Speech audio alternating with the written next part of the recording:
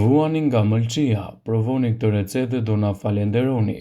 Në organizmin e njeriut, mëlçia ka një rol jetik edhe si një fabrikë e gjakut. Funksioni më i rëndësishëm është pastrimi i gjakut dhe eliminimi i materieve të dëmshme dhe papastërtive prej saj. Në këtë video ju sillim një recetë të vjetër përmes të cilës mund të pastroni mëlçinë. Por kujdes kur blini rrush të thatë të mos jetë me ngjyrë të verdhë. Rrushi i thatë i dur duhet të jetë gjithashtu me një ngjyrë më të errët dhe gjithashtu me një erë karakteristike. Receta: për rreth 15 minuta tretni në ujë të ngrohtë, të cilat më pas i pastroni me ujë të ftohtë në akull.